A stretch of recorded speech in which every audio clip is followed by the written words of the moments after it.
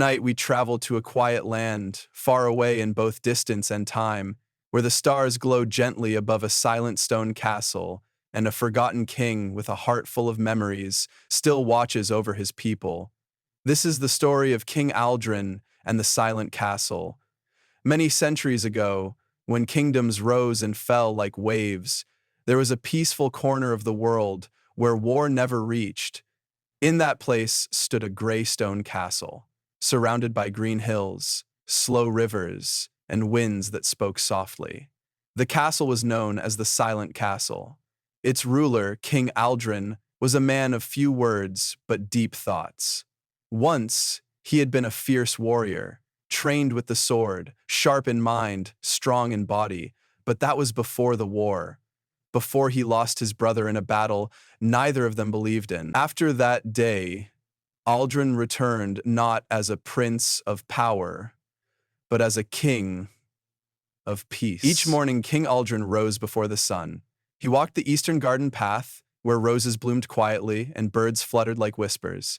He never wore his crown during these walks, just a simple robe and soft shoes made of deer hide.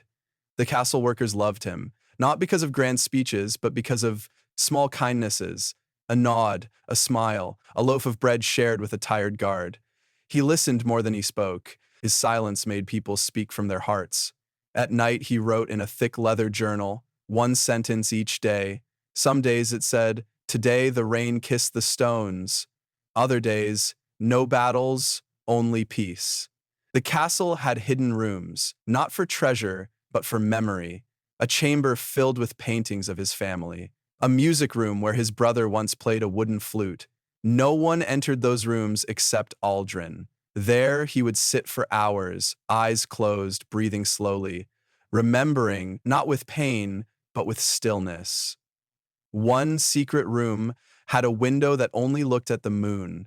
Every full moon, he would go there, sit in silence, and say, "Are you still watching too, brother?" Years passed, and Aldrin grew older. His beard turned silver, his steps slower. But the castle never changed. It remained a place without war, without fear. Neighboring kings respected him, not because of his army, but because of his calm. One by one, young leaders came to visit. They asked him, "How did you rule without fighting?" He replied, softly, "I gave them peace, because I carried pain." On the night he passed away, the sky was clear, no wind, no sound, just stars. And the silent castle lit one candle in every window. His last journal entry read, "Still no war, still no fear, still peace." The silent castle still stands, and though the king is gone, his silence echoes through the stones. Tonight, you rest under the same stars, so breathe slowly, let your eyes close, and dream of a land where kings chose kindness and peace was the only crown. Good night, sleep well,